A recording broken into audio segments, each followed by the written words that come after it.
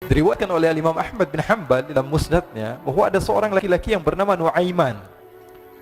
Ini Nuaiman di kehidupan Rasul sallallahu alaihi wasallam ada orang yang seperti itu gitu. Orang yang sering minum minuman keras. Rasulullah SAW marah, murka. Rasulullah kalau yang berhubungan dengan Rasulullah tidak marah. Tapi kalau sudah berhubungan dengan agama, Rasulullah SAW adalah orang yang paling marah, orang yang paling istiqomah dalam kebenaran. Maka Rasulullah panggil Nuaiman, apa yang kau lakukan? Dia katakan, aku minum minuman keras ya Rasulullah. Rasulullah cambuk dia. Kemudian dia bertobat kepada Allah. Kemudian ketahuan lagi minum. Kemudian dicambuk lagi oleh Rasulullah SAW. Sehingga sebagian sahabat memukul dia dengan pukulan yang banyak. Sehingga apa yang berlaku? Sebagian sahabat mengatakan, la'natullahi ala Nuaiman. Semoga Allah melaknat Nuaiman. Dia mempermainkan Rasulullah. Dia bilang sudah mau taubat tapi minum lagi. Dia bilang sudah mau taubat tapi minum lagi.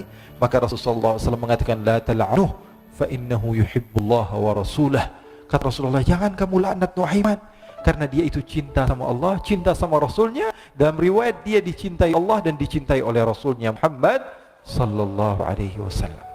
Ibn Majah menceritakan bahwa Nuaiman ini pernah suatu waktu diajak oleh Sayyidina Abu Bakar pergi ke negeri Syam. Negeri Syam itu di mana? Seperti yang diceritakan tadi, antara daerah Suria, Lebanon, Yordania, kemudian Palestina. Daerah seperti itu. Umumnya orang Quraisy pada masa itu mereka memiliki rihlah berdagang, membeli dagangan di Syam, kemudian dijual lagi di kota Makkah. Ketika itu Rasulullah SAW didatangi Abu Bakar. Sayyidina Abu Bakar mengatakan kepada Rasulullah, ya Rasulullah, saya mau izin ya Rasulullah. Mau apa? Saya mau ajak dua sahabat kamu ini ikut berdagang ya Rasulullah. Siapa kata Rasul? Nuaiman. Kata Rasulullah SAW, Nuaiman kamu mau ajak? Mau ngapain? Biar seru-seruan aja ya Rasulullah. Kata Rasulullah, ya sudah, saya izinkan kamu bawa Nuaiman. Ketika itu Sayyidina Abu Bakar membawa Nuaiman sama satu sahabat namanya Suwaibid ibn Harmalah. Siapa namanya? Suwaibid ibn Harmalah. Ini sahabat Rasulullah SAW yang memiliki sifat yang berbeda-beda. Kalau Nuaiman ini aneh. Pernah Rasulullah SAW dibawain makanan banyak, dikasih Rasulullah, dikasih sahabat semua. Semuanya sudah makan, tiba-tiba si Nuaiman ini, sahabat Nabi Nuaiman mengatakan kepada Rasulullah, ya Rasulullah, ini yang penjualnya, tolong kau yang bayar ya Rasulullah. Makanan udah habis. Makanan udah habis, Rasulullah SAW bingung, saya yang bayar. Akhirnya Rasulullah katakan kepada sahabat, ayo keluarkan uang, kita patungan, kita bayar. Rasulullah aja mainin, apalagi kita orang. Sallallahu ala Nabi Muhammad. Nuaiman diajak Sayyidina Abu Bakar. Kata Rasulullah SAW, benar kamu mau ajak Nuaiman? Iya ya Rasulullah. Diajaklah. Diceritakan dalam riwayat Ibn Majah, diceritakan juga di dalam Siyar A'lam An-Nubala, diceritakan juga di dalam musnadnya Imam Ahmad bin Hanbal, dalam riwayat Imam Ahmad bin Hanbal. Maka diceritakan Nuaiman diajak oleh Sayyidina Abu Bakar. Sesampainya di negeri Syam, semua dibagi tugas. Fulan bin Fulan kerjaannya ini, Fulan bin Fulan kerjaannya ini, semua memiliki kerjaan. Nuaiman tanya, wahai Abu Bakar, kerjanya saya apa wahai Abu Bakar? Kata Sayyidina Abu Bakar, kamu mau ngapain terserah kamu wahai Nuaiman. Yang penting kamu ikut saya kan. Kemudian satu di antara mereka namanya Suwaibid ibn Harmalah.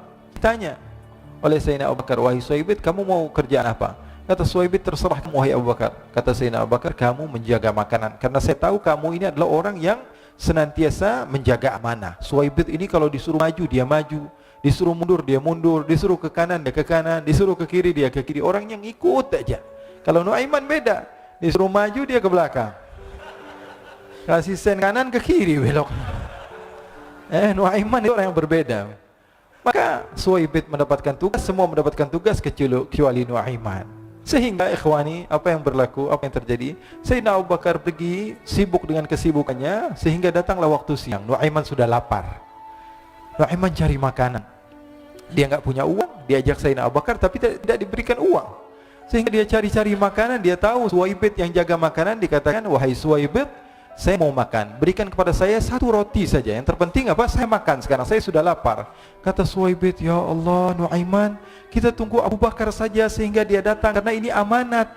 Amanat dari Abu Bakar, saya tidak boleh berikan pada siapapun kecuali atas izin Abu Bakar. Kata Nuaiman, kasih saya makanan, kalau tidak saya bikin masalah sama kamu. Merah wajahnya Suwaibid, karena dia tahu, jangankan saya Rasulullah jadi mainin. Bingung, apa yang harus saya lakukan? Akhirnya Nuaiman bilang, gampangannya aja, kata Nuaiman, kamu kasih saya makanan, atau kalau tidak saya bikin masalah sama kamu. Bingung Suhaibit, pikir panjang. Setelah itu dia katakan, ya sudah Nuaiman, saya tetap mau jaga amanah Abu Bakar karena saya takut ini adalah perintahnya Allah, perintahnya Rasulullah sallallahu alaihi wasallam, dan perintah daripada Abu Bakar sahabatnya Nabi. Kata Nuaiman, kalau memang begitu kamu maunya, ya sudah, berarti kamu ngajakin berantem sama saya. Nuaiman pergi ke pasar. Dia cari-cari tempat penjualan hamba sahaya. Dia lihat-lihat beberapa hamba sahaya. Ini berapa harganya? Ini katanya 10 qalanis. Ini berapa? Ini harganya, hitungan orang zaman dahulu kita sih hitung seperti dirham, berapa ratus dirham gitu, 200 dirham. Yang ini berapa? 300 dirham. Yang ini berapa harga hamba saya? 300 dirham. Harganya antara 300, 200 sampai 100. Kemudian Nuaiman mengatakan kepada penjual hamba sahaya tersebut, saya punya juga hamba saya, tapi saya jual cuma 20 dirham saja, murah. Katanya, apa benar ada hamba saya harganya segitu? Iya, karena dia punya aib, ada kekurangan. Apa? Nanti kalau kalian tangkap, dia bakalan teriak, saya ini bukan hamba sahaya tapi orang merdeka. Akhirnya semua orang berkumpul mau beli. Ini Nuaiman sama Nuaiman diajak ke Suhaib bin Harmalah tadi. Kata Nuaiman, itu ada orang yang berdiri sedang menjaga makanan, itu hamba sahaya saya, tangkap saja. Oh baik. Diberikan uang 20 dirham, dimasukkan oleh Nuaiman ke kantongnya, kemudian Suhaibit ditangkap. Ketika ditangkap, Suhaibit teriak, saya bukan hamba saya orang merdeka. Maka orang-orang tersebut mengatakan, saya sudah tahu kekurangan kamu. Ini memang kekurangan kamu, memang kamu, tapi saya tidak perlu dengan budget kamu, yang penting kerjanya kamu. Ya kan hamba sahaya untuk apa? Untuk kerja, mau dia ngomong apa, mau ngomel terserah, yang penting dia mau kerja. Akhirnya ditangkaplah Suhaibit dan dijual di pasar. Nuaiman punya uang banyak ini. Dia beli makanan, dia beli minuman, dia beli hadiah buat Rasulullah. Dia beli macam-macam di negeri Syam ini. Waktu itu adalah superpower, adidaya Romawi. Pada masa itu semua barang mahal, tapi Nuaiman banyak uangnya. Dia belanja ini, belanja itu, sehingga Sayyidina Abu Bakar pun pulang. Ketika Sayyidina Abu Bakar pulang, Sayyidina Abu Bakar cari, mana ini Suhaibit? Kita semua sudah lapar. Kata Nuaiman dengan mudahnya dia mengatakan, sudah saya jual wahai Abu Bakar. Maka Sayyidina Abu Bakar bertanya, apa yang kau lakukan wahai Nuaiman? Diceritakan oleh Nuaiman dengan jujur. Nuaiman ini orangnya apa adanya, tapi nyusahin. Saya jual. Akhirnya dibawa oleh Nuaiman, Sayyidina Abu Bakar pergi ke mana? Ke pasar, lalu dibeli lagi oleh Sayyidina Abu Bakar As-Siddiq. Suhaibit yang tadinya orang merdeka menjadi hamba sahaya sebentar, kemudian dibeli lagi oleh Sayyidina Abu Bakar. Pulang ke Madinah, kisah ini diceritakan di hadapan Rasulullah sallallahu alaihi wasallam. Maka perawi mengatakan, fadhahikan nabiyyu hatta badat nawajiduhu. Ketika diceritakan kisah Nuaiman tersebut dengan Suhaibit, Rasulullah tertawa sejadi-jadinya sehingga gigi geraham Rasulullah SAW nampak di wajah mata para sahabat. Sehingga perawi lain mengatakan, 1 tahun berlalu Rasulullah, setiap ada tamu yang datang kepada Rasulullah, Rasulullah akan ceritakan kisah Nuaiman menjual Suhaibit. Jadi ada ikhwani, jangan kalian kira Rasulullah SAW itu hidup di satu masa sahabat-sahabatnya itu seperti ustadz-ustadz yang khusyuk, yang kayak Habib bin Ais ini banyak. Bahkan ikhwani, mungkin di akhir karena masanya sudah habis, pernah suatu waktu Rasulullah SAW didatangi asyraf, delegasi dari beberapa negara yang ingin mengenal apa itu agama Islam.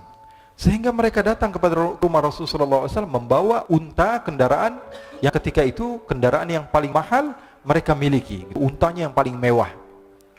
Diikat di depan rumah Rasulullah SAW. Tamunya pun masuk, duduk bersama Rasulullah SAW.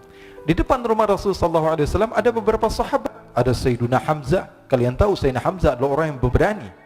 Ada Sayyiduna Umar, kalian tahu Sayyidina Umar adalah orang yang pemberani. Ada Sayyiduna Ali bin Abi Thalib, ada Sayyiduna Sa'ad bin Abi Waqqas. 4 sahabat ini lagi nongkrong gitu depan rumahnya Rasulullah SAW, berjaga sebelum Allah Subhanahu wa taala turunkan ayat wallahu ya'simuka minan nas. Ketika mereka sedang asyik duduk, tiba-tiba Nuaiman datang. Ini Nuaiman kalau datang pasti bikin sesuatu yang aneh. Bahkan dikatakan tidaklah Rasulullah SAW dalam keadaan bersedih, kecuali Nuaiman datang Rasulullah akan tersenyum. Jadi sebagian sahabat itu senang kalau sudah Nuaiman datang, pasti Rasulullah bahagia. Tapi ketika itu Nuaiman datang, ingin duduk bareng-bareng Sayyidina Hamzah. Sayyidina Hamzah katakan kepada Nuaiman, bercanda begitu. Nuaiman, kamu lihat unta orang datang dari luar Arab ini. Lihat, kata Nuaiman, ini besar banget ini, badannya besar gitu. Dagingnya pasti banyak. Iya nih, kalau kita sate enak nih ntar malam. Kata Nuaiman. Kata Sayyidina Hamzah, apakah kamu berani? Kata Nuaiman, saya berani aja asal kalian gak bilang sama Rasulullah.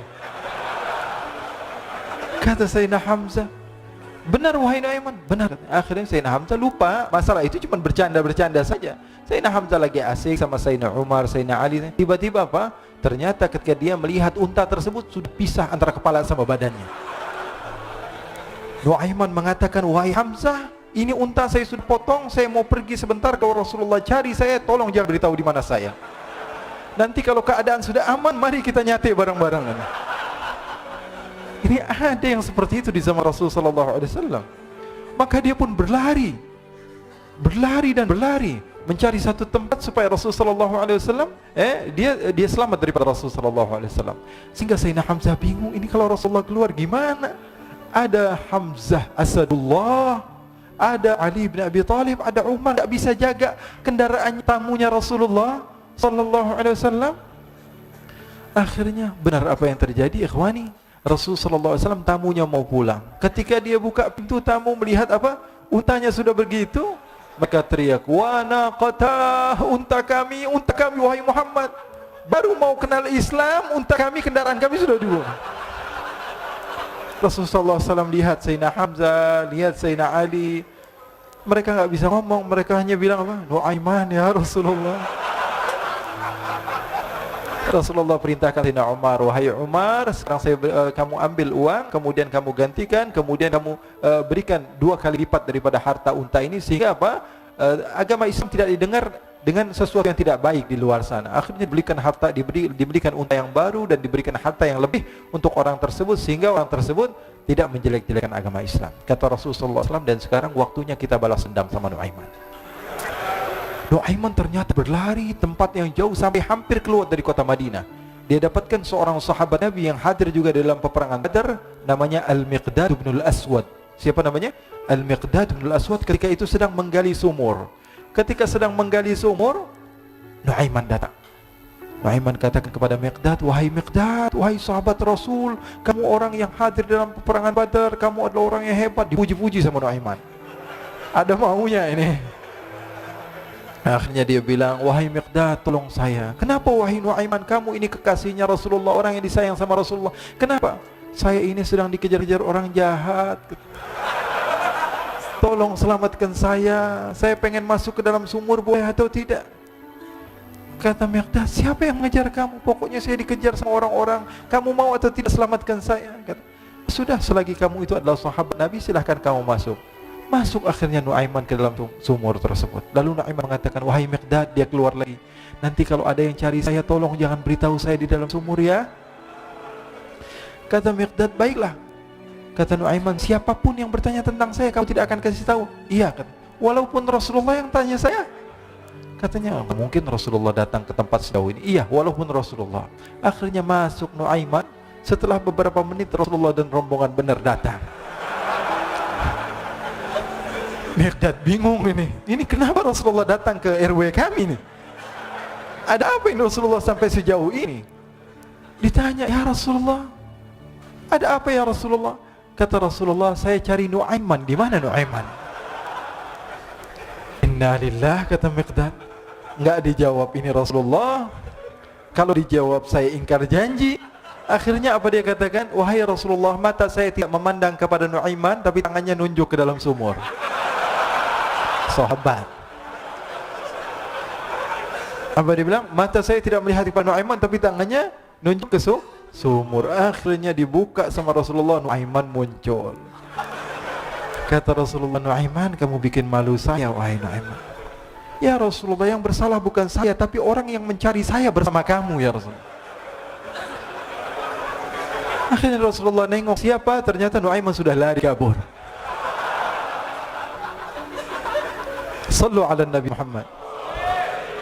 Kisah-kisah seperti ini sebenarnya banyak sekali ya. Ini menunjukkan kepada kita bahwa kehidupan Rasulullah itu begitu indah. Rasulullah SAW, kalau kamu mau menjadi orang yang baik, contoh Rasulullah. Mau menjadi bapak yang baik, contoh Rasulullah. Mau menjadi pemimpin peperangan yang baik, Rasulullah. Mau menjadi murid yang terbaik, contoh Rasulullah. Bagaimana akhlak Rasulullah. Mau menjadi suami yang baik, contoh Rasulullah. Dalam segala hal, apapun itu Rasulullah SAW adalah makhluk yang paling terbaik. Pernah suatu waktu di zaman Rasulullah SAW